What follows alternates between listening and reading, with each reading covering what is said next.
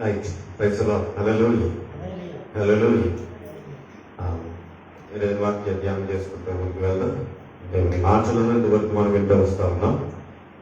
ఈ సమయంలో పరిశుద్ధ లేఖన గ్రంథాల్లో నుండి కొన్ని మాటలను మనం ఆలోచించుకుంటూ ముందుకు వెళ్తా ఉన్నాం. ఓకే, ఆలోచించుకుంటూ ముందుకు వెళ్తా ఉన్నాం.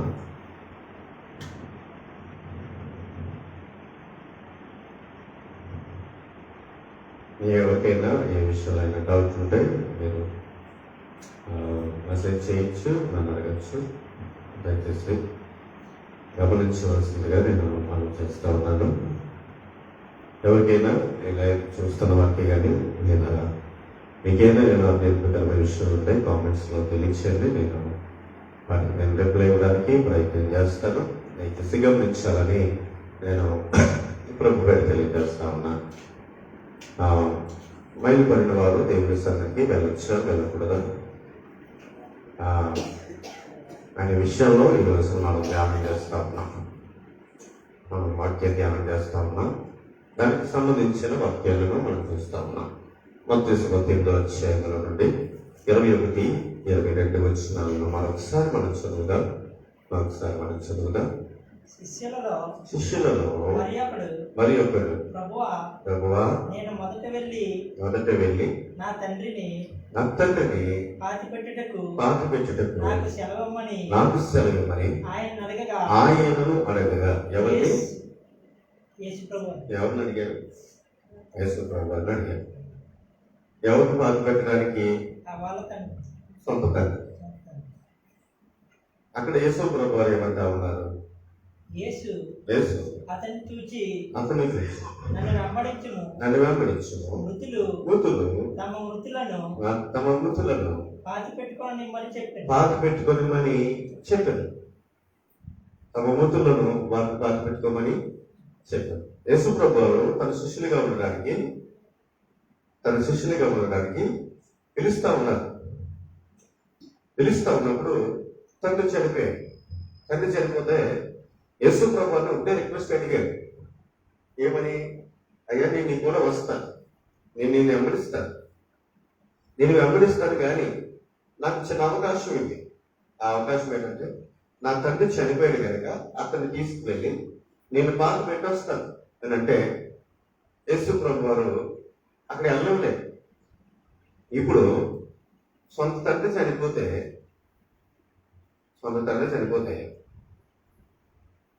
ఇప్పుడు కుమారుడికి మైలు ఉంటుంది. మన అవసరం ప్రకారం చూస్తే కుమారుడికి ఏముంటుంది? మైలు ఉంటుంది.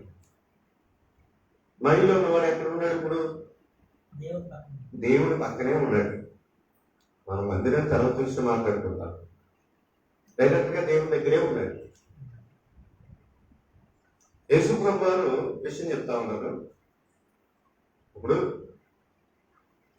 సొంత తండ్రి చనిపోతే వాదార్చవలసిన తండ్రే, వాదార్చవలసిన దేవుడే, నువ్వు వెళ్ళడానికి వీలు లేదన్నాడు. అంటే ఇక్కడ దేవుడు కఠినంగా వ్యవహరిస్తున్నాడా లేదా? మనం ఆలోచన ప్రకారం చూస్తే అంటే సొంత తండ్రి దగ్గరికి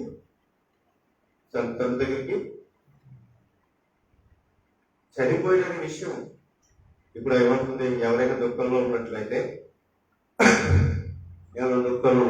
వాళ్ళ వెళ్ళి మీరు వాదార్చండి దేవుడు చెప్పాడు. వెళ్ళచ్చు, వాళ్ళ దగ్గరికి మీరు వెళ్ళండి.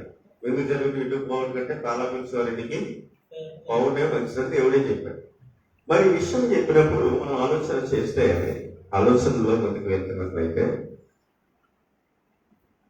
ఇక్కడ యేసు ప్రభు వారు ఇక్కడ దుఃఖంలో ఉండడానికి తెలిసి తండ్రి చనిపోయాడనే విషయం తెలిసినా సరే యేసు ప్రభు వారు ఎందుకు వెళ్ళొద్దన్నారు? అక్కడ కింద వాక్యం చూసినట్లయితే మత్తయి సువార్త 8వ అధ్యాయము యేసు 22వ వచనం. యేసు అతను చూచి నన్ను వెంబడించుము, మృతులు తమ మృతులను చెప్పారు. దేవునికి స్తోత్రం. కిందకి ఆయన ధోని ఎక్కినప్పుడు ఆయన శిష్యులు ఆయన వెంట వెళ్ళిరి. దేవునికి స్తోత్రం కలుగుగా. ఇతను ఏం చేశాడు అంటే కూడా తీసుకుని వెళ్ళిపోయాడు. ఈ శిష్యుని ఏం చేశాడు? కూడా తీసుకుని వెళ్ళిపోయాడు. తండ్రి దగ్గర సమాధి దగ్గరికి కూడా దేవుడు పంపించలేదు. రైట్? మృతులు బాధ పెట్టుకుంటాడంటే బాధ పెట్టి వాళ్ళు అందరినీ దేవుడు ఎలా పోల్చాడు? అలాగైతే మనం సమాజంలోకి వెళ్ళొచ్చారు కదా. మన ఆలోచన చూస్తే దేవుని ఆలోచన వేరేకుంటే మన ఆలోచన వ్యత్యాసంగా ఉంటాయి, ఆలోచిస్తుంటాయి. ఇదేంటి ఇంత కఠినంగా వ్యవహరిస్తా ఉన్నాడంటే దేవుడు అంటే, మనము ఇక ముందు మరణించిన వారికంటే మనం ముందు అనగా అగ్నిలో పడకుండా లేదా నరకంలోకి వెళ్లకుండా వాళ్ళని తప్పించడమే ప్రాముఖ్యమైన పని అని చెప్పి యేసు ప్రభువు ఏమంటున్నాడంటే, మృతుల వైపు కాక ఇప్పుడు ఉన్న బ్రతుకున్న వారి వైపు చూసి వారిని అగ్నిలో నుండి బయటికి లాక్కుని రావాలి.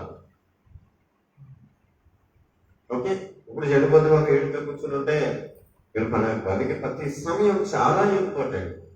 సమయం అనేది చాలా విలువైంది. సమయాన్ని కొంతమంది చాలా వృధాగా చూస్తూ ఉంటారు. నాకు పలు విధాలుగా బాధపడుతున్న విషయం ఏదైనా ఉందంటే, సమయం పాటించాలి.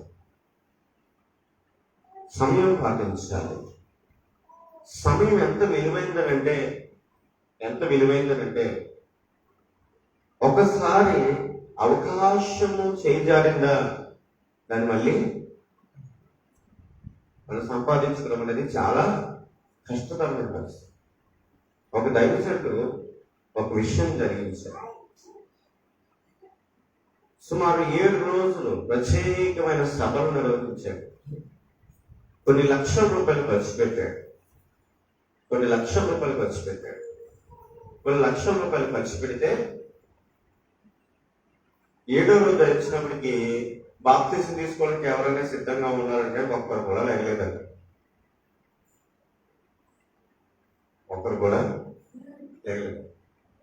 దైవజనుడు చాలా బాధపడతా ఉన్నాడు. 8 లక్షల రూపాయలు ఖర్చు పెట్టాను, ఇంత భయంకరమైన సెట్స్ చేశాను.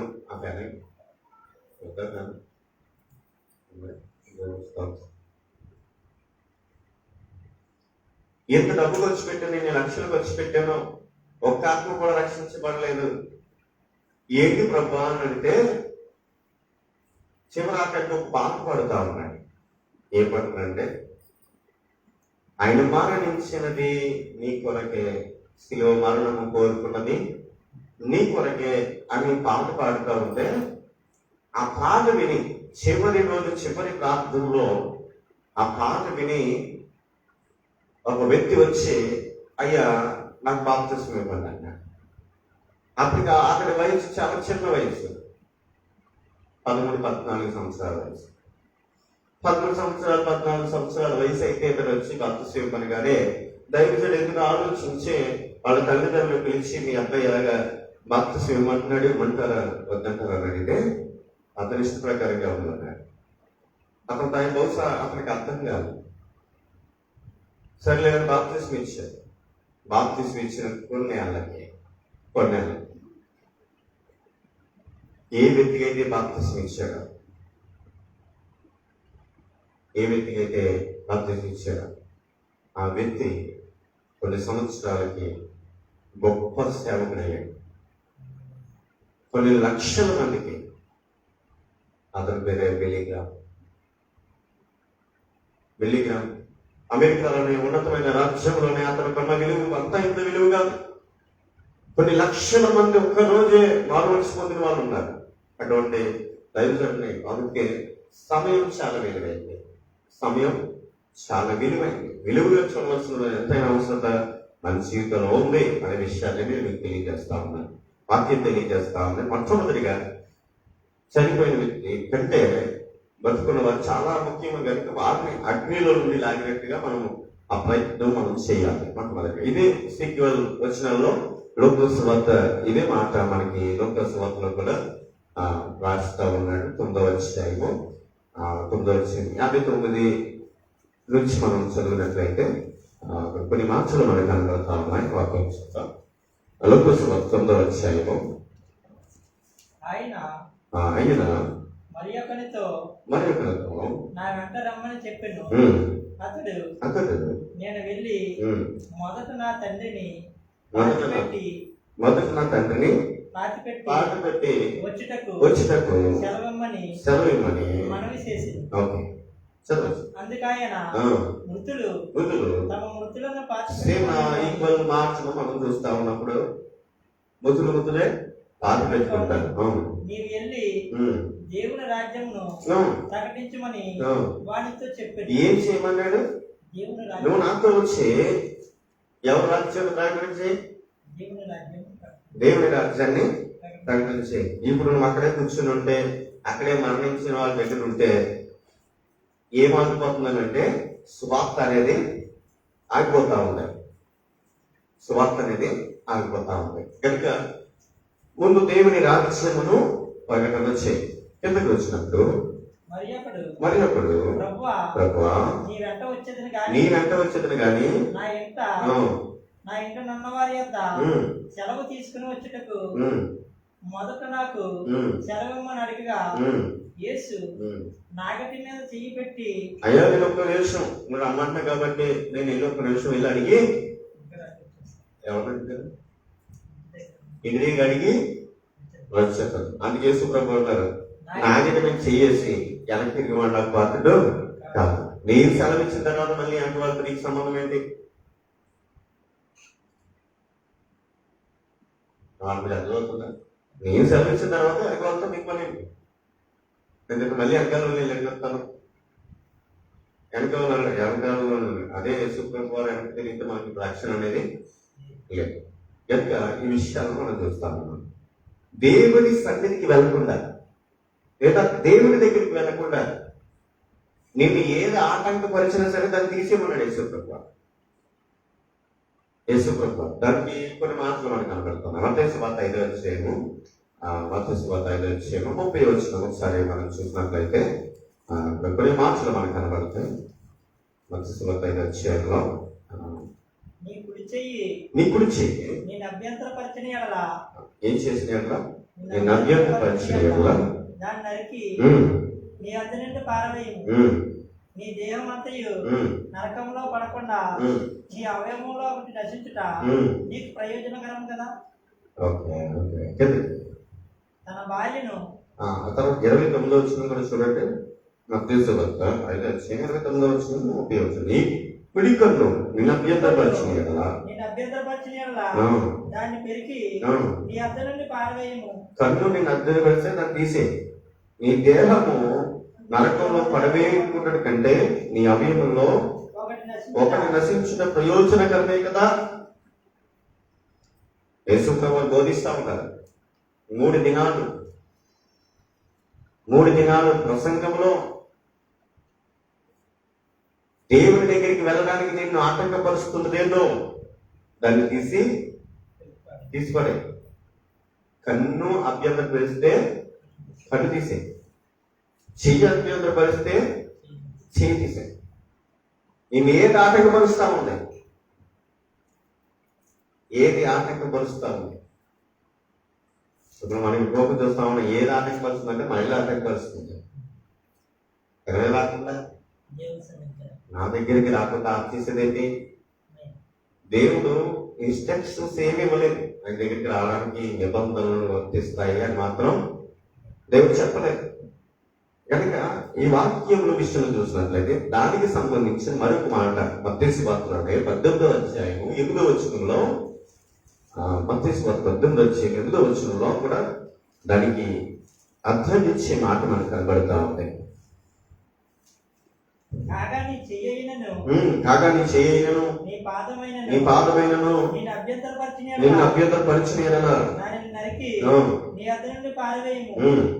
రెండు చేతులతో 2 పాదములను కలిగి నిత్యగ్నిలో పడుట కంటే అంగవైకల్యంతో జీవములో ప్రవేశించుట నీకు మేలు. దేవునికి స్తోత్రం. ఎలా జరుగుతుంది? అంగవైకల్యంలో పుట్టివాడికి వెళ్ళడం మేలు. ఇవన్నీ కలిగి ఉండి నరకంలో పోవడం కంటే లేకుండా, పనులు లేకపోయినా పర్లేదు, చేయలేకపోయినా పర్లేదు, నీకు అభ్యంతరము అంటే మనకి కొన్ని అభ్యంతరాలు ఉన్నాయి. ఎక్కడికి రావడానికి, దేవుని మందిరానికి రావడానికి కొన్ని అభ్యంతరాలు ఉన్నాయి, లేదా కొన్ని ఆటంకపరమైన సిద్ధాంతాలు ఉన్నాయి. ఎక్కడ రాకుండా దేవుని సన్నిధికి రాకుండా. దీనికి ఇదే మాటలో మార్కు సువార్త 9వ అధ్యాయము 43 నుండి 45వ వచనం వరకు ఇదే మాట కనబడుతుంది. అలాగే లోక సువార్త 13వ అధ్యాయము 7వ వచనంలో కూడా ఇవే మాటలు మనకి కనిపిస్తాయి. దేవునికి స్తోత్రం, హల్లెలూయా. ఇవే మాటలు మనకి కనిపిస్తా ఉంటాయి. దయచేసి మీరు గమనించవలసిందిగా నేను మనం చేస్తాను. దేవునికి మహిమ కలుగు గాక. హల్లెలూయా, హల్లెలూయా. ఇక్కడ మాటలను తెలియజేస్తా ఉన్నాడు. చనిపోతే దేవుని సన్నిధికి వెళ్ళకుంటున్నాడు అని అంటే, ఇప్పుడు దీని విషయంలో మనం చూసినట్లయితే ఏది ఆటంకవలసిన దేవుని సన్నిధికి వెళ్ళడానికి దాన్ని తీసి అన్నాడు. సొంత తండ్రి చనిపోతేనే దేవుడు వెళ్ళలేదే, ఎక్కడెక్కడో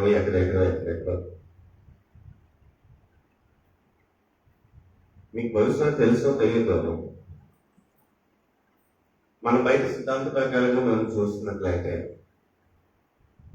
దేవుళ్ళు అనేవాళ్ళు, దేవతలు అనేవాళ్ళు పడిన వాళ్ళు కూడా భయపడుతూ ఉన్నారంట. దేవుళ్ళని పడినవారు, దేవతలను పడినవారు భయపడతా ఉన్నారు. అసలు ఈ మైల్ అనే పదం మనం ఆలోచన చేస్తూ వస్తే అసలు ఎక్కడి నుంచి వచ్చింది ఈ పదం అంటే, దేవుడు మనుషులను సృష్టించినప్పుడు, మానవులను సృజించినప్పుడు చక్కని తోటను అనగా ఏదేమో అని వనములో మనుషులను పెట్టాడు. ఆదామును అవ్వను సృష్టించి తయారు చేసి ఆ తోటలో పెట్టాడు. ఈ తోటలో చెట్ల పళ్ళు ఏదైనా మీరు తినండి, కానీ ఆ మధ్యనున్న వృక్ష ఫలం అనేది మీరు తినగండి అని చెప్తే, మొట్టమొదటిగా తినదెవరు? స్త్రీ. మొట్టమొదటిగా పళ్ళు కొన్ని తీసుకుని అపవాది చెప్పిన మాటలు విని, ఆ పాప చెప్పిన మాటలు విని, ఆ పళ్ళు కొన్ని తీసుకుని ఆమె తిని తన భర్త అయిన ఆదాము కూడా అవి ఇచ్చిన తర్వాత వీళ్ళిద్దరికి వారి దిగంబరంతో తెలిసిపోయి ఆ చెట్టు చోటుకి ఈ చెట్టు చోటుకి వెళ్ళి దాక్కున్నారు. ఎందుకు? ఏమి లేవు వీళ్ళకి, వస్త్రాలు అనేవి లేవు. ఎప్పుడైతే ఈ వస్త్రాలు ఏమి లేవో వీళ్ళు దిగంబరం తెలుసుకుని వెళ్ళి చెట్టు చోటు దాక్కున్నారు. దేవుడు వచ్చాడండి వీళ్ళ దగ్గరికి. ఆదామా నువ్వు ఎక్కడున్నావు అని చెప్తే, అయ్యా నేను మూలను దాక్కుని ఉన్నాం, నిన్ను ఎదుర్కోలేకపోతా ఉన్నాను అంటే, అసలు ఏం జరిగింది అని అడిగాడే. అయ్యా నేను ఏ తప్పు చేయలేదు, ఈ స్త్రీయే నన్ను మోసం చేసి నాకు ఇచ్చింది అని చెప్పి తన భార్య మీదకి పెట్టాడు. రెండోది, భార్య ఏం చేసిందంటే, నేనేం చేయలేదు ప్రభువా, ఈ పామే, ఈ సర్పమే నన్ను మోసగించింది అన్నాడు. అప్పుడు దేవునికి శాపం తగులుకుని, పురుషునికి ఒక శాపము, స్త్రీకి ఒక శాపము, పాపకు ఒక శాపము ఇచ్చాడు. పురుషునికి ఇచ్చిన శాపం ఏంటంటే, నువ్వు ఇది మొదలుకొని కష్టపడితేనే కానీ నీకు ఆహారము రాదు, నువ్వు చెమట వస్తేనే కానీ నీకు ఆహారము రాదు. నువ్వు రక్తము చెమటగా మార్చి కష్టపడి నీ యొక్క భూమిని అంతా దున్ని దాన్ని పండిస్తేనే కానీ నీకు ఆహారం అనేది రాదు అని శాపం ఎవరికి ఇవ్వబడిందనంటే పురుషులకు ఇవ్వబడింది. రెండవ శాపం స్త్రీకి ఏమి ఇవ్వబడిందనంటే, అప్పుడు వరకు స్త్రీకి ప్రసవ వేదన అనేది లేదు. ఏ వేదన? ప్రసవ వేదన అనేది లేదు. దేవుడు ఏం పట్టున్నాడంటే, నువ్వు ఇది మొదలుకొని ప్రసవ వేదనతో పిల్లల్ని అంటారు. అప్పుడు మొదలైందండి భయం. ఏం తిన్న తర్వాత దేవుడు చేయొద్దన్న పని చేసినప్పుడు, దేవుడు తినొద్దన్న పనులు తిన్నప్పుడు ప్రారంభించబడింది ఏంటి? మైలు పడడం. దేవుడిని దూరం అయిపోవడం వల్ల ఏం చేయబడిందనంటే మైలు పడబడింది.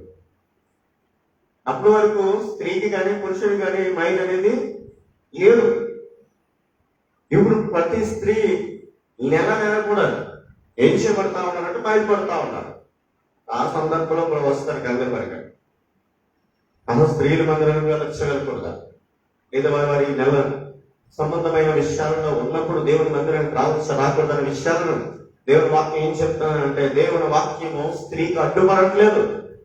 అది సృష్టి ధర్మంలో ఒక ధర్మం. వాళ్ళు ఉన్నప్పుడు అది ప్రతి స్త్రీకి కలిగేదే. ప్రతి చిన్న బిడ్డ పుట్టిన ప్రతి స్త్రీకి జరిగే విషయాలు ఆ యొక్క నిరసనలో ఉన్నప్పుడు స్త్రీలు దేవుడి సన్నిధికి రావచ్చారంటే, దేవుడు అన్నాడు మీరు ఉంటే నా దగ్గరికి రాకూడదని వాక్యం ఎక్కడ కూడా రాయలేదు, ఎక్కడ కూడా రాయలేదు. అలాంటిది ఒక స్త్రీ సుమారు అనేక సంవత్సరాల నుండి ఈ రక్తస్రావం జరుగుతూనే ఉంది. అయ్యా ఒక స్త్రీగా మీరు ఆలోచించండి, 3 రోజుల యొక్క ఎవరిలోనే ఎంత తీవ్రమైన నొప్పిని వాళ్ళు భరిస్తూ ఉంటారా? ఇది సంవత్సరం అంతా కొన్ని సంవత్సరాల నుండి జరుగుతూ ఉంటే ఆ స్త్రీకి ఎంత బాధ కలిగి ఉంటారు?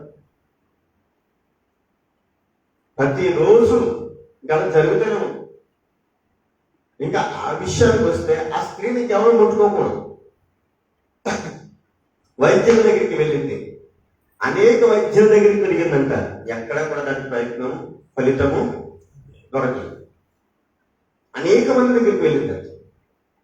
అప్పుడు అనేక మంది జనసమూహంలో యేసు ప్రభువు నడిచి వస్తా ఉన్నారు. కొన్ని వేల మంది నడిచి వస్తా ఉన్నారు. నడిచి వస్తా ఉంటే దూరంగా ఉంది. ఎందుకంటే ఈ స్త్రీని ఎక్కడికి రానివ్వరు.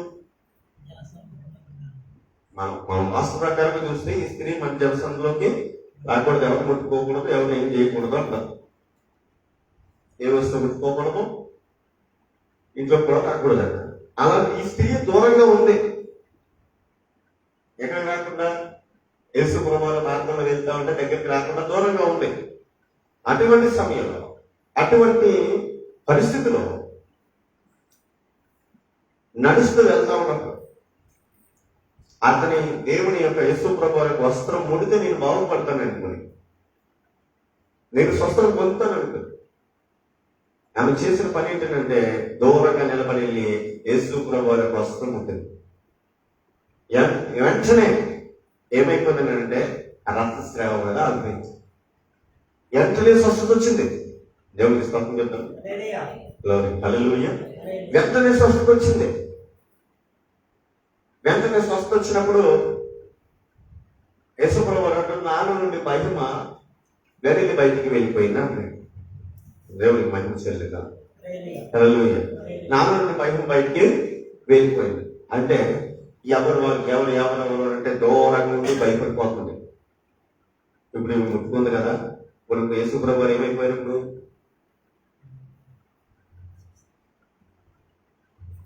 మరి వీడు ఎవరు ముట్టుకోకూడదు కదా, మరి ఎవరు భయపడిపోయారు? ఇప్పుడు ఇక్కడ రివర్స్ ఏమైంది? ఈయన మహిమ ఆయన కట్టుకోలేదు, ఆమె మహిమ ఈమెను అడిగింది. దేవుడికి స్తోత్రం. ఈ మైలు మనం ఆలోచన చేయగలిగితే మనుషులందరికీ దూరంగా ఉంది. నన్ను ఎవరు ముట్టుకున్నారు? ఆయన కూడా ముట్టుకోలేదు. ఆ వస్త్రాన్ని అలా ముట్టుకుందండి. దేవునికి స్తోత్రం. ఆ వస్త్రాన్ని ముట్టుకుందండి అంతే. వెంటనే ఆమెకి స్వస్థత వచ్చింది. ఆమె దూరం నుండి భయపడుతూ దగ్గరికి వస్తా ఉంటాయి. ఎందుకు? ఇప్పుడు ఎలా ముట్టుకుందని తెలిస్తే అక్కడ ఉన్న వాళ్ళు ఏం చేస్తారంటే ఇంకా కాకుండా కూడా చంపేస్తారు, లేదా ఆయన మైండ్ పడిపోవాలి. యేసు ప్రభు చెప్తా ఉన్నాను, యేసు ప్రభు వారు మైండ్ పడేవాడిని సైతం బాగు చేయగలిగిన వాడు. దేవునికి స్తోత్రం. ఆయన మైండ్ పడే వ్యక్తి కాదు, మైండ్లో నుండి తొలగించి మనల్ని మహిమ కలిగిన పాత్రగా చేయగలిగిన దేవుడు యేసు ప్రభు. దేవుడికి మహిమ కలుగును గాని. హల్లెలూయా. ఎందుకు ముట్టుకున్న తర్వాత నాలో ప్రభావం బయటికి వెళ్ళింది అని అంటే అక్కడ ఉన్న వాళ్ళందరూ భయపడి ఏం జరిగింది అని అంటే ఏమైంది అని అంటే ఆ స్త్రీ భయపడుతూ ఆయన దగ్గరికి వచ్చింది. ఆమె ఉన్న సమస్య ఉంది. అయ్యా నేను అనేక మంది వైద్యుల దగ్గరికి వెళ్ళాను, అనేక మంది డాక్టర్ దగ్గరికి వెళ్ళారు, నన్ను ఎవరు స్వస్థపరచలేదు అంటే ఆమె అన్నాడు, నీ విశ్వాసమే నేను స్వస్థపరిచింది, నీ విశ్వాసమే నేను స్వస్థపరిచిందని ఆమె దగ్గర చెప్పిన మాటలు వేలమన్నాడు. ప్రభుకు మహిమ కలుగుతుంది. హల్లెలూయా. చనిపోయిన వ్యక్తి యేసు ప్రభుతో ఉన్నాడు. అనేక సంవత్సరాల నుండి రక్తస్రావం కలిగిన స్త్రీ యేసు ప్రభువును ముట్టుకుంది. నీకేం కాదు, నీకేం కాదు. ఇంకో విషయం చెప్తున్నాను, నేను ఆల్రెడీ ఒకసారి చెప్పుకుంటాను అనుకుంటా, అందరూ చదువుతాను. సమూయేలు 2వ గ్రంథం, పాత నిబంధన గ్రంథంలో నుండి,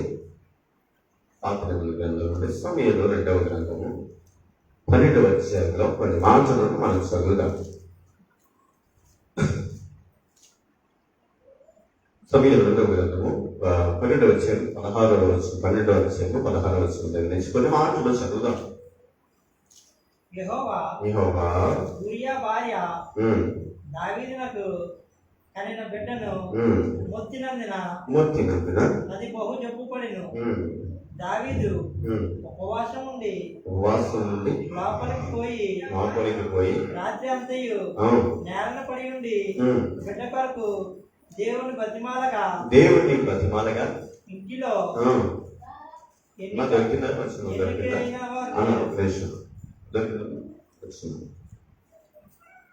పన్నెండవ అధ్యాయం సమూయేలు 2వ గ్రంథం 12వ అధ్యాయం 16 నుండి చదువుతా ఉన్నాను. రైట్. ఇంటిలో ఎన్నికైన వారు లేచి అతనిని నేల నుండి లేవనెత్తుటకు వచ్చి గాని అతడు సమ్మతింపక భోజనం చేయక ఉండెను. దేవునికి స్తోత్రం. 7 దినములు బిడ్డ, 7వ దినమున బిడ్డ చావగా బిడ్డ ప్రాణముతో ఉండగా మేము అతనితో 7 దినాల వరకు కూడా బిడ్డ చనిపోయాడు, ఇతను ఎలాగైనా బ్రతికించమని ఉపవాసం ఉండి ప్రార్థన చేశాడు. ఎన్ని దినాలు ఉన్నాడు? 7 దినాలు 7 దినాలు ఉన్నాడు. 7 దినాలు భోజనం చేయకుండా కుమారుడు చనిపోయాడని ఎలాగైనా బ్రతికించమని ఆ బిడ్డ విషయమై ప్రార్థన చేస్తూనే ఉన్నాడు. కానీ దేవుడు ఆలోచించాడు. అప్పుడు కొంతమంది వ్యక్తులు దావీదు దగ్గర ఉన్న పనివారు గుసగుసలాడుతూ ఉన్నారట. ఈ బిడ్డ చనిపోయాడు, గుసగుసలాడుతూ ఉన్నాడు. ఆ పిల్లడికి చనిపోయాడు కానీ గుసగుసలాడుతూ ఉంటే దావీదు చనిపోయిన విషయం తెలుసుకుని 20 వచ్చిన అప్పుడు దావీదు నేల నుండి లేచి ఏం చేసి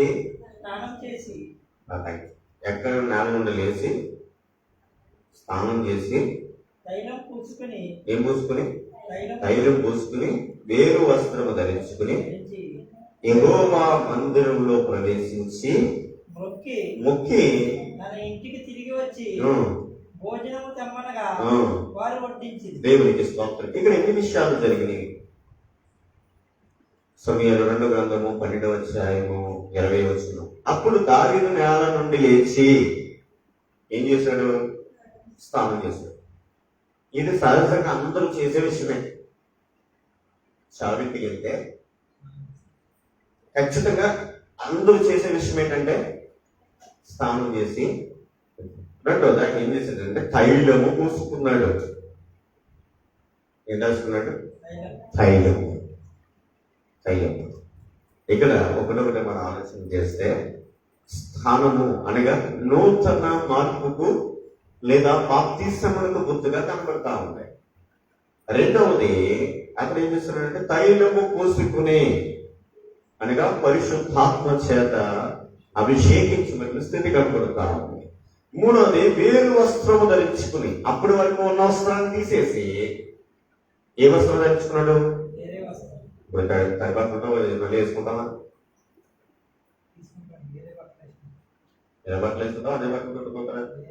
వేరే బట్టలు వేసుకుంటాం. వేరే వస్త్రము ధరించుకుని. ఇక్కడ విషయం తెలియజేస్తాం. ఒకటి చెప్తున్నాను, ఒక స్నానం చేశాడు, రెండోది తైలం పూసుకున్నాడు, మూడో విషయం వేరే వస్త్రము ధరించుకున్నాడు, నాలుగోది ఎక్కడికి వెళ్ళాడు? యెహోవా మందిరములో ప్రవేశించి. ఎక్కడికి వెళ్ళాడు? యెహోవా మందిరములో. చనిపోయిన తర్వాత స్నానం చేసి తైలం రాసుకుని నూనె రాసుకుని మూడోది వేరే పట్టణం. వేరే బట్టలు వేసుకుని అన్ని వేరే వస్త్రం ధరించుకుని ఎక్కడికి పోయాడు? దేవుని సన్నిధిలో. ఎక్కడికి? దేవుని సన్నిధిలో. మరి వెళ్ళకూడదు కదా దావీదు. అక్కడేమో సొంత తండ్రి, ఇక్కడేమో సొంత కొడుకు. సొంత తండ్రి చనిపోయినప్పుడు యేసుప్రభు దగ్గరే ఉన్నాడు, స్త్రీకి దగ్గరే ఉన్నాడు. ఇక్కడికి వచ్చినప్పుడు వాక్యం చూసినప్పుడు ఇక్కడ వాక్యం ఏం చెప్తా ఉంది అంటే, తన సొంత బిడ్డ చనిపోయినప్పుడు 7 దినాల వరకు ఉపవాసం ఉన్నాడు. ఎందుకు? ప్రభు ఈ బిడ్డను బ్రతికించాను. ఇంకా దేవుడు ప్రార్థన ఆనందించలేదు, అతను తీసేసుకున్నాడు. కనుక తనంతా తాను లేచాడు. ఎక్కడ నుండి? ఉపవాసంలో నుండి పైకి లేచి స్నానం చేసి తైలం పూసుకుని వేరే వస్త్రం ధరించుకుని యెహోవా మందిరములకు వెళ్ళి అక్కడ ఏం చేశాడు?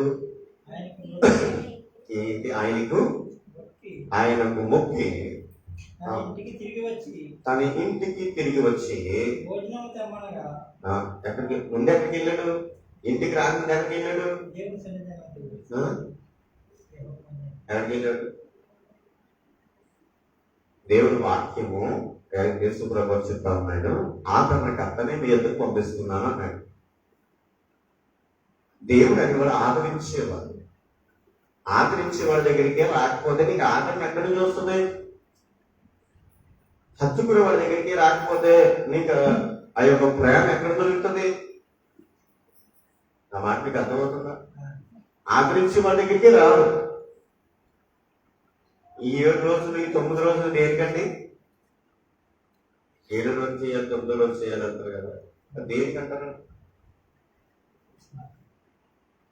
ఒక్క నోటని సమాధానం రాదు. ఆ 9 రోజు చేయాలి, 18 రోజు చేయాలంటాం కదా, దేనికైనా అంటే దేనికైనా సమాధానం. ఎక్కువ కాలం దూరం చేస్తే మైలు, తక్కువ రోజు చేస్తే మైలు పోదంట. ఎన్ని రోజు చేయాలి? 9 రోజు, 11 రోజు, 18 రోజు, 21 రోజు దేవునిస్తాం. దూరంగా చేస్తే మాఫీ అయిపోతుంది. దేవునికి ఇస్తాం, రుణమాఫీ అయిపోతుంది, యాభై మాఫీ. ఒక్కసారి మనమైనా సరే, నీవైనా నేనైనా సరే, ఒక్కసారి జన్మదిన ఈ యొక్క స్థలాన్ని విడిచిపెట్టే ఇక ఇంత సంబంధం లేదు మనిషికి. సంబంధం లేదు ఇంకా అసలు. కార్యక్రమం ఏంటంటే ఆత్మశాంతి కొరకు. ఏ శాంతి కొరకు? ఆత్మశాంతి కొరకు ఈ కార్యక్రమం చేయాలి. ఆత్మశాంతి కొరకు. అసలు ఏం చేస్తే ఆత్మశాంతి ఇస్తుంది? ఒకసారి పోయిన తర్వాత ఇంకా అది ఆత్మశాంతి అనేది లేదు. అది వాక్యం కూడా చెప్పట్లేదు. వాక్యం కూడా దానికి పూర్తి వ్యతిరేకంగా మాట్లాడతాను. ఆత్మశాంతి ఇచ్చారు. కొంతమంది ఏం చేస్తారంటే యేసుప్రభు అన్నారు ఖచ్చితంగా బతుకునే చేయాలంటే, కొంతమంది ఏం చేస్తారంటే యేసుప్రభు కాలంలో తన పూర్వీకుల నిమిత్తమే బాప్తిసం పొందారు. తన పూర్వీకుల విషయమే ఈయన బాప్తిసం పొందారు. దేవుడు అన్నాడు, ఒక్కసారి జన్మదినాన్ని విడిచిపెట్టి, జన్మస్థలాన్ని విడిచిపెడితే అక్కడితో వాస్తవం. ఒక మాట మిమ్మల్ని అడగదామండి, ఇలా చూస్తున్నాం, అందరిని అడుగుతున్నా, మనం అందరిని అడుగుతాము. యేసుప్రభు నా నామం నిమిత్తం మన ఏది అడిగినా నేను చేస్తాను అన్నాడా? నా నామం నిమిత్తం నన్ను ఏదని అడిగాను. అడుగుడి ఇవ్వను, వెతుకుడి దొరుకును అన్నాడు. మనం ఒకసారి చనిపోయి దేవుని రాజ్యానికి వెళ్ళిపోయిన తర్వాత, లేదా కొంతమంది దేవుని నమ్మకుండా బయటకు వెళ్ళిపోయిన తర్వాత, ప్రభువా పరలోకం తీసుకెళ్ళిన ఆయన అని 40 రోజులు ఉపవాసం ఉండి ప్రార్థన చేస్తే పర్వతుందా?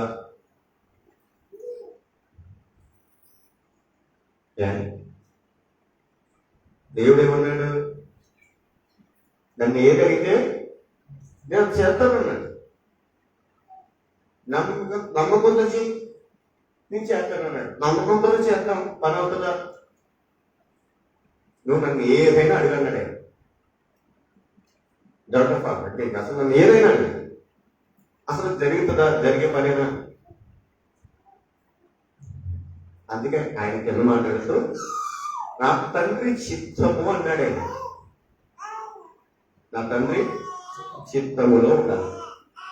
నా తండ్రి చిత్త ప్రకారము. నా తండ్రి చిత్తం ఏంటంటే ఒక్కసారి ఈ స్థలాన్ని విడిచిపెట్టి వెళ్ళిపోతే, అందుకే దేవుడు మనగానే ఇల్లు చక్కబెట్టాడు. ఒకసారి మాటించావా నీకు రక్షణ అనేది రాదు. ఇంకా బ్రతకుండగానే మారు మనసు పొందాలి, బ్రతుకుండగానే బాప్తిసం పొందాలి, బ్రతుకుండగానే యేసు దేవుడు నమ్మాలి, రక్షించబడాలి.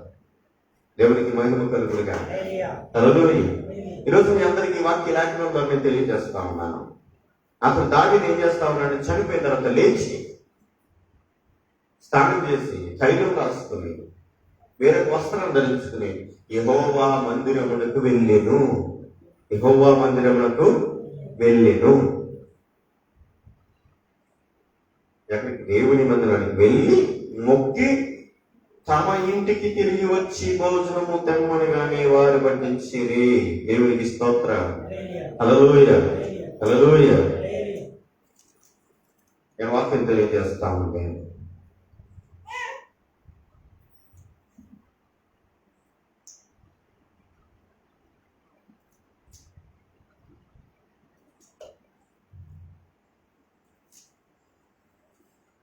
ముందు దేవుడి సన్నిధికి వెళ్ళాడు, తర్వాత ఇంటికి వెళ్ళాడు. ముందు ఎక్కడికి వెళ్ళాడు? దేవుడి సన్నిధికి వెళ్ళాడు. నేను ఇప్పుడు అడుగుతూ ఉన్నాను, మీ అందరిని అడుగుతా ఉన్నాను, ఇప్పుడు నా యొద్దకు రండి, నేను మిమ్మల్ని బాగా ఆలోచిస్తాను అన్నాడు. నా యొద్దకు రండి, నేను ఆలోచిస్తాను. మీ దగ్గరికి రానంటే రాను అంటున్నాను. ఆయన ఎవరు రమ్మంటున్నాడు, నేను రాను అంటున్నాను. తప్ప ఉంది, తప్ప ఉంది. అందుకే చెప్తా ఉన్నాను, మా కింద తలుపు ఉంటుంది కదా, తలుపు ఏ రోజు తాళమేయము, ఏ రోజు తాళమేయం. రెండోది, ఈ తలుపుకి ఏ రోజు తాళమేయలేము. నేను ఎక్కడ ఉన్నది కాదు. ఒకవేళ పైన ఉన్నా కింద వెళ్ళినప్పుడు ఉదయాన్ని ఒకవేళ తలుపు వేసుకుంటే 2 తలుపులు తీసేసి వెళ్ళిపోతారు. 2 తలుపులు కొద్దిగా తెరిచి వెళ్తాం. ఎందుకంటే దేవుని మందిరములకు ఎవరైనా ఎప్పుడైనా రావచ్చు. దేవునికి స్తోత్రం. అది దేవుడు దగ్గర, దేవునికి నీకు మధ్య సంబంధం. అది దేవునికి స్తోత్రం కలుగుగా. హల్లెలూయా. అసలు ఏ రోజు తాళం బిగించను అసలు. ఎందుకంటే ప్రజలు నా ప్రజలు నా దగ్గర రమ్మని దేవుడు పిలుస్తూ ఉన్నాడు. మనం ఏమైనా దగ్గరికి వెళ్ళాం. నా మాట మీకు అర్థమవుతుందా లేదా? సమస్త ప్రజలకు ప్రార్థనా మందిరం అవ్వబడింది. ఈ రోజున బయటపడితే దేవుని దగ్గరికి వెళ్ళకూడదు. కొన్ని వర్గాల వాళ్ళు దేవుని దగ్గరికి వెళ్ళకూడదు, దేవుని గుడికి వెళ్ళకూడదు అంట.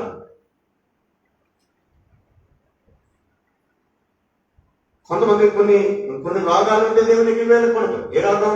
కుష్టి వ్యాధి కానీ ఈ యొక్క అంటి వ్యాధి ఏమైనా ఉంటే దేవుని దగ్గరికి వెళ్ళకూడదు. అది ఊరికి దూరంగా ఉండాలి. అటువంటి వాడు కొంటూ వాడు ఒకరోజు కుష్టి వ్యాధి కలిగిన వాడు బయట ఉండి గుడి మెట్ల మీద ఉండి అడుగుకుంటా ఉంటే అతను స్వస్థపరిచాడు దేవుడు. స్వస్థపరిచిన తర్వాత అతను పరిగెత్తుకుని ఎక్కడికి వెళ్ళాడంటే, నువ్వు దేవుని మందిరానికి వెళ్ళకూడదు. దేవుడు స్వస్థపరిచిన తర్వాత మొట్టమొదటిగా ఎక్కడికి వెళ్ళమన్నాడు?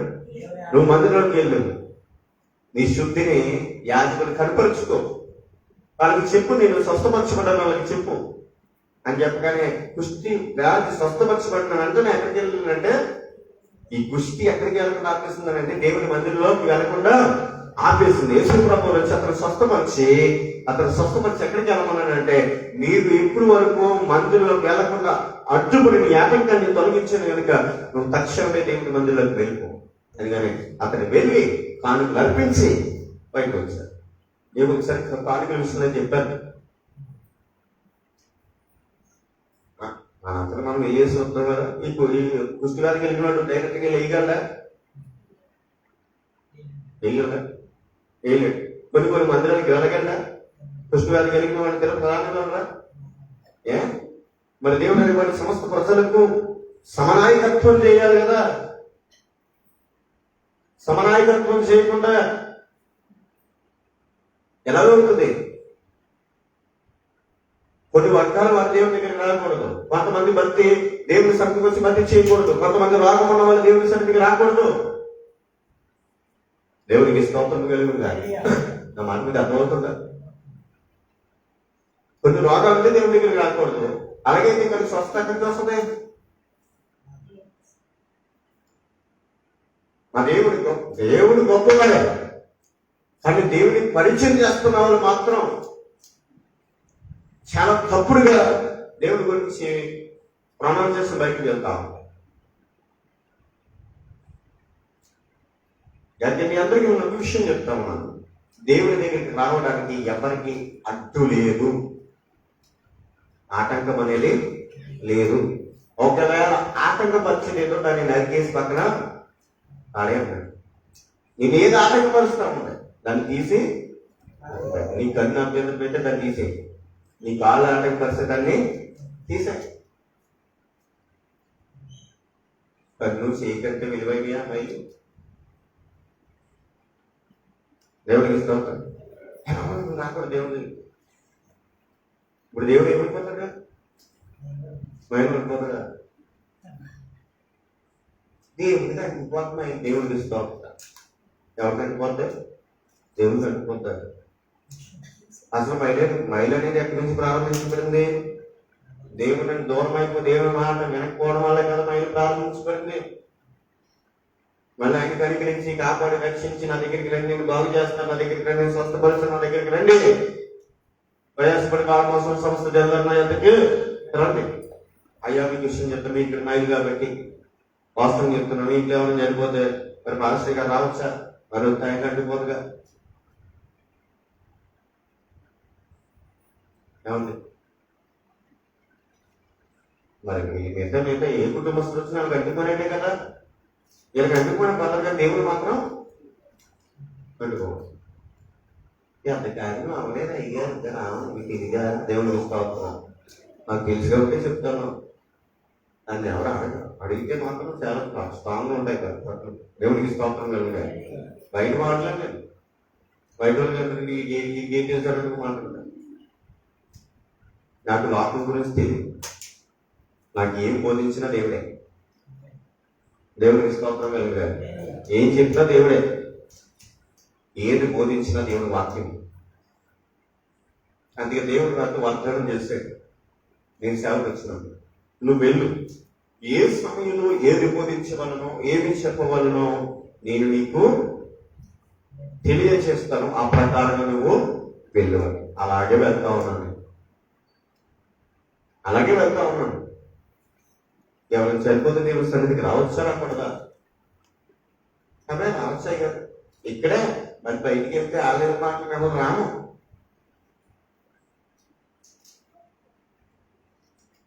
ఆలయ మాటలు రాము.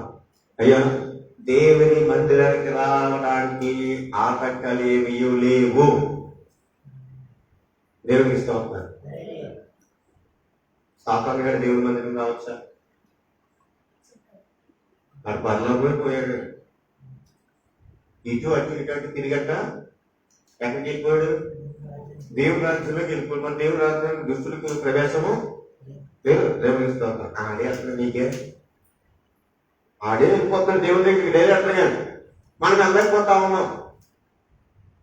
ఆడికి అంత స్వతంత్రం ఉంటే రక్తము చేత కలగబడిన మనకెంత స్వతంత్రం ఉండాలా?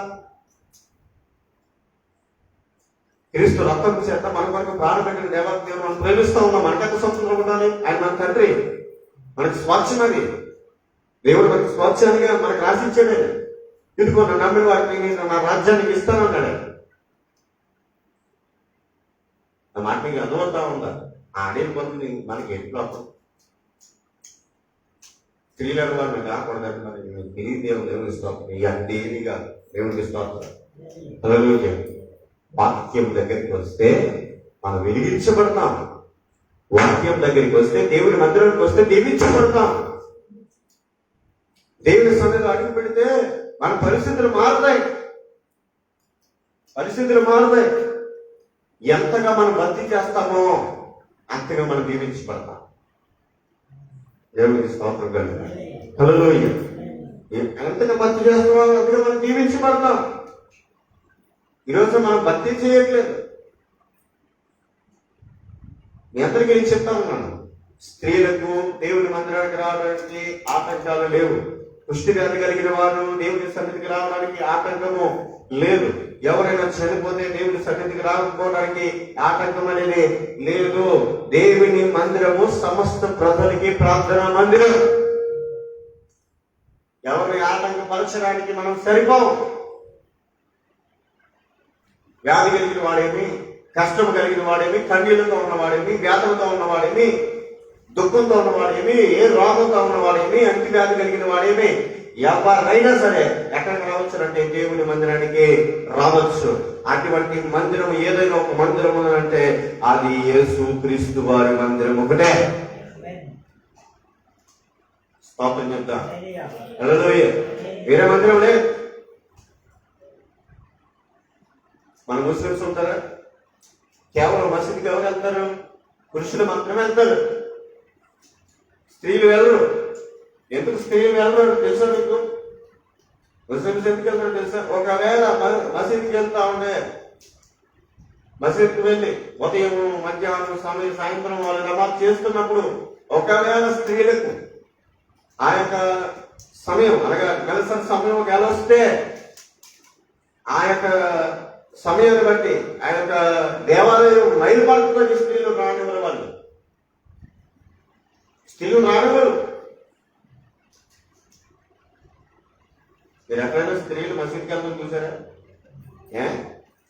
రానివ్వరు అసలు. పురుషులు మాత్రమే వెళ్తారు, స్త్రీలేమో ఇంటికాడ చేస్తారు. స్త్రీలేమో ఇంటి దగ్గర నచ్చారు. వాళ్ళందరూ రారు. మరి దేవుని మందిరానికి వెళ్ళకుండా దేవుని ఎక్కడి నుంచి వస్తుంది? మనంటారు ఎంతో పవిత్ర గ్రంథము అని, ఖురాన్ ఎంతో పవిత్ర గ్రంథం అని వాళ్ళు భావిస్తా ఉన్నారు. నేను అంటాను, అంత పవిత్ర గ్రంథం అయితే దేవుడు అనేవాడు అందరినీ ఆహ్వానించాలి. అందరికి దగ్గర ఉండేవాడు దేవుడు, అందరిని ఆదరించగలిగిన వాడు దేవుడు, అందరిని హత్తుకునేవాడు దేవుడు, అందరిని హక్కులు చేర్చుకునేవాడు దేవుడు. మన నాడు మిగతా ఏ గుడికి వెళ్ళగలరా? లేదే. ఇవన్నీ ఒక మనిషిని పెట్టిన కల్పితమైన పాత్రలు అయితే దేవుడు ఏ మనిషికి కూడా, ఏ వ్యక్తికి కూడా ఆటంకం లేకుండా చేశాడు. నా దగ్గరికి రావడానికి నీకు ఏదైనా ఆటంకం చేస్తాడని తీసేయి. నా దగ్గరికి రావడానికి నేను ఏది ఆటంకపరిచినా సరే అది వదులుకుని నా దగ్గరికి రావాలి. వదులుకుని నా దగ్గరికి రావాలి. దేవుడికి మహిమ కలుగుతుంది. ఈ వాక్యం ఉంచున్న ప్రతి ఒక్కరికి చెప్తా ఉన్నాను, యెహోవా దేవుని మందిరము అందరి మందిరము, అందరిని ఆహ్వానించే మందిరము, అందరికీ హక్కులు చేర్చుకునే మందిరము, అందరిని హక్కులు చేర్చుకునే మందిరం. అందుకే వాక్యం చెప్తాను, మీకు అనేక రెఫరెన్సులు చెప్పాలి. తండ్రి చనిపోయిన వ్యక్తిని చూపిస్తాను, కుమారుడు చనిపోయిన దావీదుని చూపిస్తా ఉన్నాను, కుష్టి వ్యాధి కలిగిన వారిని చూపిస్తాను, రక్తస్రావం కలిగిన స్త్రీని చూపిస్తాను. ఎంతమంది వ్యక్తులు మనకు కనబడతారు. ఇంతమంది వ్యక్తులు ఏ రోజైనా యేసు ప్రభువు తోలనాటం చూసామా? ఏ రోజైనా ఆ యొక్క వ్యక్తులను తోలనాటం కానీ, నా దగ్గరికి రావద్దని కానీ, నన్ను ముట్టుకోవద్దని కానీ, మందిరానికి రావద్దని కానీ ఎక్కడైనా బోధించబడిందా? ఎక్కడ బోధించబడలేదు. కానీ ఇది కేవలం ఒక మనిషి యొక్క కల్పిత పాత్ర మాత్రమే.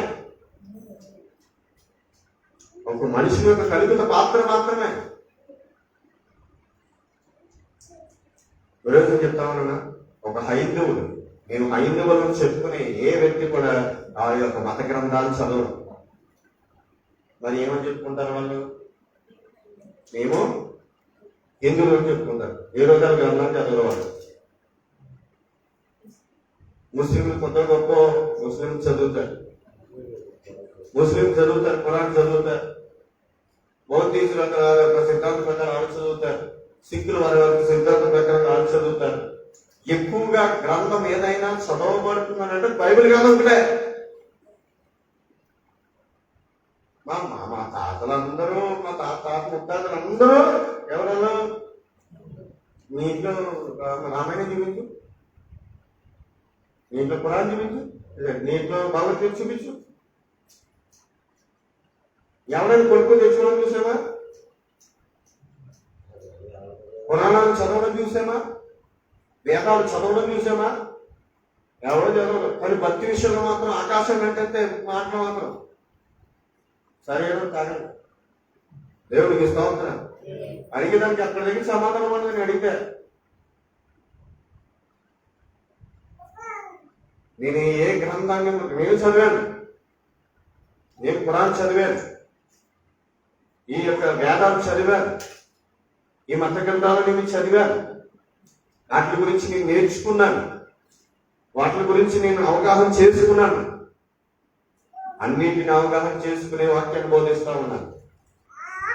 నేను తెలియకుండా నేను ఆ మాట మాట్లాడట్లేదు. సుమై గ్రంథాలు చదివాను, అందుకనే ఏ మాత్రం సందేహించుకున్న ముక్కు సుక్క మాట్లాడతాను. ఎందుకంటే నాకు తెలుసు కాబట్టి. చదువుకుంటూ పోలే, అవగాహన చేసుకుంటూ వచ్చాను. వారి మత గ్రంథాల్లో కూడా చాలా మంచి మంచి విషయాలు ఉన్నాయి, మంచి మంచి మాటలు ఉన్నాయి, మంచి మంచి అవగాహన కల్పించే మాటలు ఉన్నాయి, కుటుంబాలు నడిపించే మాటలు ఉన్నాయి. కానీ ఎవరు చదవరు. దేవుడికి స్తోత్రం. బహుశా మరి గంధం చదివితే ఎవడో మంది ఆకుండా ఉంటాడు. మరి ఆ భర్తీ చేసిన గంజులే, ఏం తాగడం? దేవుడికి స్తోత్రం. మొన్న ఒక విషయం జరిగింది. ఎక్కడ నేను ఎంగేజ్మెంట్కి వెళ్ళాను కదా, నిజామాబాద్ వెళ్ళాను కదా, అక్కడికి వాళ్ళు వచ్చారు. నేను పక్కన రూమ్లో ఉన్నాను. నేను ప్రార్థన చేసి సిద్ధపడతా ఉన్నాను, మనసు గారికి సిద్ధపడతా ఉన్నాను అని అన్నాను. ఇక నాకు వారం అండి, నేను నాన్ వెజ్ అనేది నేను ముట్టుకోను, చికెన్ ఐటమ్స్ కానీ చేపలు కానీ నేను ముట్టుకోనండి అన్నాడు. సరే అంత భక్తి అనుకున్నాను. దేవుడికి స్తోత్రం. అలాగే అలా తీసుకుని లాంగ్ గురించి అడిగినాడు. అన్న వారం అన్నా కదా అన్నాడు. వారం అంటే ఉద్దేశం ఏంటి? అంతే. వారం అంటే ఉద్దేశం ఏంటి? ఆ వారం రోజున దేవుడికి నువ్వు ప్రతిష్టమయ్యి దేవుడిని నువ్వు భక్తి చేయాలి. మీరు చేసిన విషయం ఏంటంటే, మొన్న నేను రీసెంట్గా నేను పైనుండి చూస్తా ఉన్నాను. పాపం తెల్లారు భజన చేస్తా ఉన్నాను. తెల్లారు ప్రార్థనకి వెళ్తా ఉన్నాను. చాలా తీవ్రమైన మంచి ఉంది. నేను ప్రయాణం అయ్యి వెళ్తా ఉన్నాను, భజన చేస్తాను. చాలా అప్పటికే 3-4 అయిపోతా ఉంటాయి, 5 అయిపోతున్నాను. తెల్లారు భజన చేస్తా ఉన్నాను. ఆ తర్వాత వచ్చి ఏం చేస్తుంటే, రాత్రి భజన జరిగిందండి, భక్తి జరిగిందండి. భక్తి ఎవరు చేశారు? భక్తి ఎవరు చేశారు?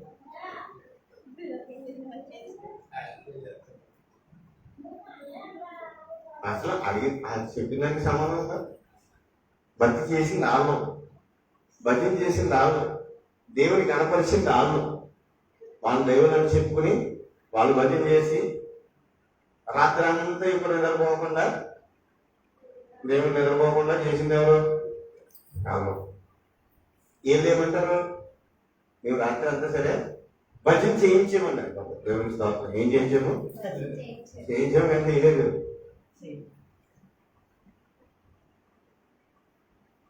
అయితే స్త్రీలను వాళ్ళు ఏం చేస్తారంటే, ఖచ్చితంగా ఆ వారం ఉన్నప్పుడు అదేమైనా ఇల్లు ఏదో సహజాన్ని చేసో ఏది చేసేవారు ఆ రోజంతా ఏం చేస్తారు.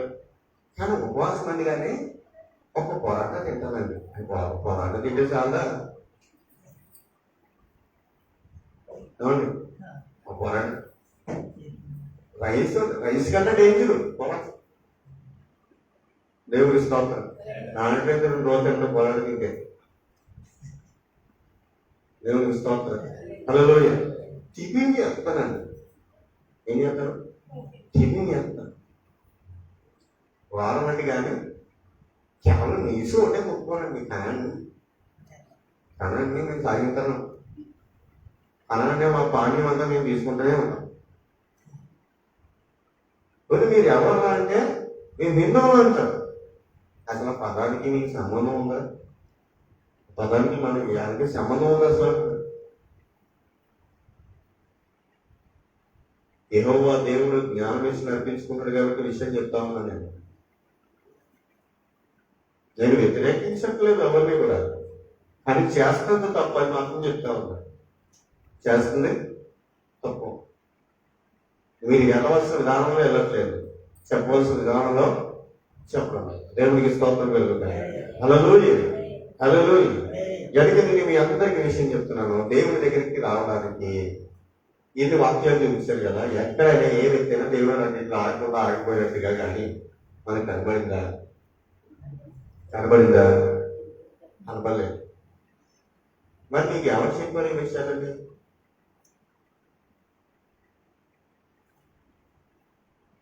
అవన్నిటిని విడిచిపెట్టి కదా ఇక్కడికి వచ్చావు.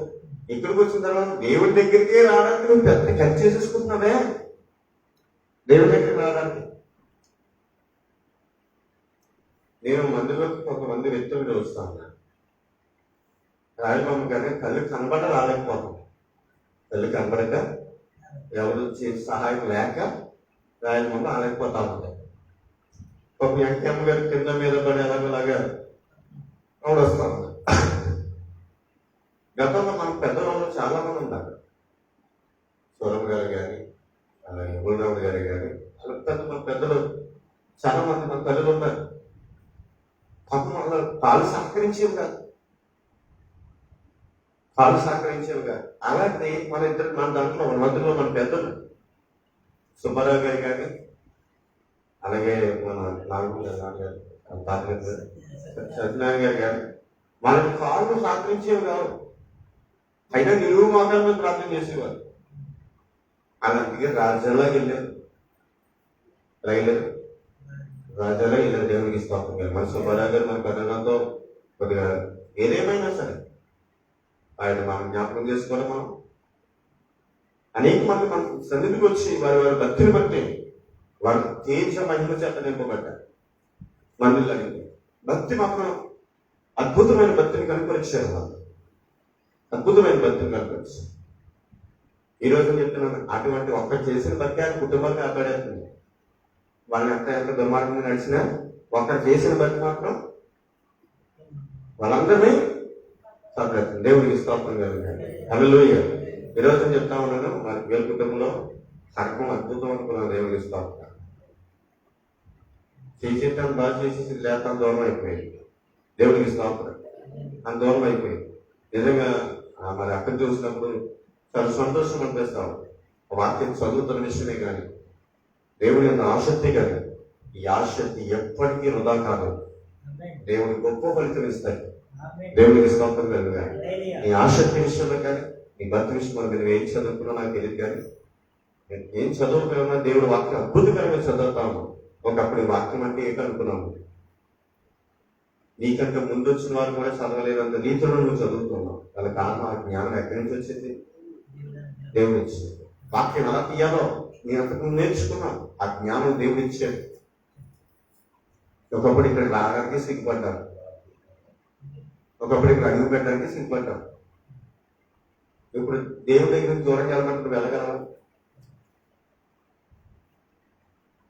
కొంతమందికి భర్త అంటే తెలుసు, దానికి దేవుడు విడిచిపెట్టేవాడు కాదు. కనుక నేను అందరికీ చెప్తా ఉన్నాను, దేవుడి సంఘం అనేక మంది వింటూ ఉంటారు. మాట అనేక మంది వింటూ ఉంటారు. దేవుడి సన్నిధికి అడుగు పెడితే మనం దీవించబడతాం. ఖచ్చితంగా ఆశీర్వదించబడతాం. ఖచ్చితంగా ఆశీర్వదించాం. ఆసక్తి కలిగి ప్రార్థన చేయాలి, నమ్మకంతో ప్రార్థన చేయాలి. యేసు ప్రభువు ఖచ్చితంగా కార్యాలు జీవితం చేస్తారని నమ్మకంతో చేయాలి. దేవునికి స్తోత్రం కలుగాలి. హల్లెలూయా. పంటల విషయంలో కానీ, పశువుల విషయంలో కానీ, బిడ్డల విషయంలో కానీ, అన్ని విషయాలు కూడా మనం ప్రార్థన చేయగలిగిన వారు అయి ఉంటే దేవుడు ఖచ్చితంగా మన దేవుడికి నడిపిస్తాడు. కనుక దేవుని సన్నిధికి రావడానికి అడ్డులు పెట్టుకోకండి. దేవుడు అడ్డుపెట్టలేదు. దేవుడు అనేవారు అడ్డుపెట్టలేదు. అడ్డు పెట్టుకున్నది మీరు. కట్టిపెట్టుకుందా మీరు. గనుక నేను ఎంతకి సూటిగా స్పష్టంగా చెప్తా ఉన్నాను, దేవుని మందిరానికి సమయానికి రావాలి, దేవుని సన్నిధిలో ప్రార్థన చేయాలి. ప్రారంభ ప్రార్థనలో ఉండాలి, ముగింపు ప్రార్థనలో ఉండాలి, సాక్ష్యాల్లో ఉండాలి, కీర్తన భాగంలో ఉండాలి, కీర్తనలు పాడాలి, ఆరాధన చేయాలి. వాక్యం చెప్పబడుతున్నట్లు ప్రభువా నాతో మాట్లాడిన ఆయన ప్రార్థన చేయాలి. అప్పుడు దేవుడు మన హృదయాన్ని స్పందించి మన హృదయాన్ని తాకి మనం బలపరుస్తాడే, మనం బలపరిచే దేవుడే. అందుకే బలపరిచే వాళ్ళ దగ్గరికి, ఆశీర్వదించే దేవుని దగ్గరికి, ఓదార్చే దేవుని దగ్గరికి, హత్తుకునే దేవుని దగ్గరికి, బలపరిచే దేవుని దగ్గరికి రావట్లేదు. నా మాట మీకు అర్థమవుతుందా? మీకు అర్థమవుతుందా? మన మనలో పెద్ద అయినా అన్నాడు, మా ఇంటికాడ అన్ని గ్రంథాలు ఉన్నాయండి, పొద్దున్న లేచి అలా ఖచ్చితంగా 3 గ్రంథాలు చూడకపోతే నాకు నిద్రట్టదండి. చూస్తాడని కానీ చదవడదా? దేవుడికి స్తోత్రం. 3 గ్రంథాలు ఉంటాయండి ఖచ్చితంగా, ఉదయం దాన్ని పెట్టుకుంటాను నేను. దేవుడికి స్తోత్రం. దాన్ని పెట్టుకోలేం కదా. అయిపోతే పెద్ద అయినా అది దేశం కానీ పెద్ద అయినా రాజకీయ పరంగా ఒక పేరు కలిగింది. దేవుడికి ఇస్తాం. 3 గ్రంథాలు ఉంటాయండి. 3 గ్రంథాలు ఎందుకు ఉంటాయి? దేవుడికి ఇస్తాం. అవి చదివితే జ్ఞానం వస్తుంది, అది చదివితే ఆశీర్వాదం వస్తుంది, అవి చదివితే ఎలా నడవాలో నేర్పిస్తాయి. అందుకే మన వాక్యం చదివినప్పుడు సామెత గ్రంథాలు 31 అధ్యాయాలు ఉన్నాయా? ప్రతిరోజు ఒక కీర్తనలో ఒక కీర్తన. ప్రతిరోజు మనకి నెలలో ఎన్ని రోజులు ఉన్నాయి? 31. సామెతల గ్రంథాల్లో 31 అధ్యాయాలు ఉంటాయి. ప్రతిరోజు ఒక అధ్యాయం చదవాలి. ప్రతిరోజు ఒక అధ్యాయం చదివితే 31 రోజు వచ్చిన వాడికి ఎన్ని అధ్యాయాలు అవుతాయి? ఉన్నాయి 31 అయిపోతా ఉన్నాయి. ఈ 31 అధ్యాయాలు మనకి ఏం నేర్పిస్తామంటే ఎలా నడవాలో, ఎలా ఉండాలో, ఎలా జీవించాలో, మన కుటుంబంలో ఎలా ఉండాలో, ఎదుటి వ్యక్తుల విషయాలు ఎలా ప్రవర్తించాలో, జ్ఞాన విషయాలు ఎలా ఉండాలో, పిల్లలకి ఏం నేర్పించాలో, ఎలా ఉండాలో, ఎలా మాట్లాడాలో, ఎలా ఆలోచించాలో, ఎక్కడికి వెళ్ళాలో అన్నీ నేర్పించండి సొలొమోను. దేవుడికి స్తోత్రం కలుగుగా. అన్నిటి నేర్పించండి. జ్ఞానం కలువైన వాళ్ళ దగ్గరికి రండి, ప్రయాసపడుతున్న వాళ్ళ దగ్గరికి రండి. నువ్వు మాట మాడికి నీ పొరుగు వాళ్ళ ఇంటికి పోకు. దేవుడికి స్తోత్రం కలుగుగా. మాట మాడికి నీ పొరుగు వాళ్ళ ఇంటికి పోకు. దేవుడికి స్తోత్రం. ముందెళ్తే ముందు అతిథులు ఇచ్చారనుకో, వస్తమలుగా ఇంటికి వెళ్ళామనుకో, ఏమిస్తారు? వస్తగా మొదటి మాటకి వెళ్ళామనుకో, దీంతోనో లేదు. అలా ఎలా ఉంటుందంటే కప్పకప్పు వెళ్ళి ఆ షాప్ దగ్గరికి వెళ్ళిపోయి ఏం చెప్తుందో పెగ్గు ఏదో కావో పాలు తీసుకొచ్చేటప్పుడు బెదే ఉంటుంది. నువ్వు మళ్ళీ మరుసటి రోజు వెళ్ళు, రోజు వెళ్తా ఉంటావు. సేవలాక మంచి రోడే పోతాయి. ఏమన్నా ఒక 6 రోజులు వచ్చినాక రోజు వచ్చేవాడికి ముందు ఎలాగానే కుర్చీ వేస్తారు. 1 రోజులు అయిపోయిన తర్వాత ఆ కుర్చీని కూర్చుంటాడు తప్ప వచ్చినాడు కుర్చీ వేయడు. ఏదో కూర్చుంటాం లేదు. దేవుడికి స్తోత్రం చేస్తాయి. ఇక అర్థమవుతుందని చెప్పింది. ముందున్న ప్రేమ ఎలా ఉండదు? ముందు ప్రేమ అర్థంగా ఉంటుంది, తర్వాత ప్రేమ అయిపోతుంది ఎక్కువ. అదే దేవుడి దగ్గర ఏమవుతుంది సార్? నువ్వు దేవుడికి ఎంత దగ్గరగా ఉంటే అంత దీవించబడతావు. మనిషికి ఎంత దగ్గర అయిపోతే అంత దగ్గరికి దేవుడికి స్తోత్రం కనుక. నువ్వు మాటికి పొరుగు వాటికి పోవద్దండి, కానీ మాటికి నా దగ్గర రావద్దని ఆయన అనలేదు. దావీదు రోజుకి 7 సార్లు చేసుకొని రా. ఎన్నిసార్లు? 7 సార్లు చేసుకొని రా. మనం నీకు వ్యవసాయం చేయడానికి కానీ మనకి ఒకరోజు చేయడానికి దాని 3 సార్లు చేసాడు ప్రార్థన దేవుడి సన్నిధిలో. కనుక నేను మీ అందరికీ చెప్తా ఉన్నాను, దావీదు అంటాడు, దావీదు నా హృదయానుసారుడు. ఎవరి హృదయానికి దగ్గర ఉన్నాడు? దేవుడికి దగ్గర ఉన్నాడు. దేవుడితో సన్నిహితం కలిగి ఉన్నాడు. అందుకే నా హృదయానుసారుడైన మనుషుడు దాని దేవునికి దగ్గరగా ఉన్న సన్నిహితం ఎవరితో సన్నిహితం అంటే దేవుడిగా. అబ్రహాం కూడా దేవుడి దగ్గరగా ఉన్నాడు, అందుకే దేవుడు దీవించాడు. ఇస్సాకు దేవుడి దగ్గరగా ఉన్నాడు, దేవుడు దీవించాడు. యాకోబు దేవుడి దగ్గరగా ఉన్నాడు, యాకోబు దీవించబడ్డాడు. ఎవరైతే దేవుడికి దగ్గరగా ఉంటారో వాళ్ళు ఆశీర్వదించబడతారు. అందుకే మనం ప్రార్థన అనేది క్రమశిక్షణ కలిగి ప్రార్థన చేయాలి. మందిరానికి ఏమాత్రం అశ్రద్ధ చేయకూడదు. మీకు ఎవరికైనా కనబడితే నేను మీకు రెఫరెన్స్ ఇచ్చాను, దగ్గర దగ్గర 6 రిఫరెన్స్ల వరకు నేను మీకు ఇచ్చాను. మీరు రాసుకున్నారో ఏమేమో తెలియదు, కానీ ఈ విషయాన్ని మాత్రం మీరు గమనించి ఎవరైనా నేను రాకూడదు అంటే సరే అది ఎక్కడ రాయబడింది అడగాలి. నేను కూడా చదువుతాను, ఎందుకంటే అది అపరాధం తెలిసి చెప్తారు కదా. దేవుడికి స్తోత్రం. అందుకే మీకు ఏమైనా డౌట్ అనిపిస్తే నా దగ్గర తీసుకుని నేను చెప్తాను. ప్రతి మాటలను బట్టి దేవుని మందిరాన్ని విడిచిపెట్టకండి.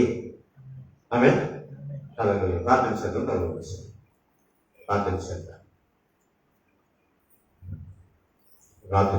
స్తోత్రం.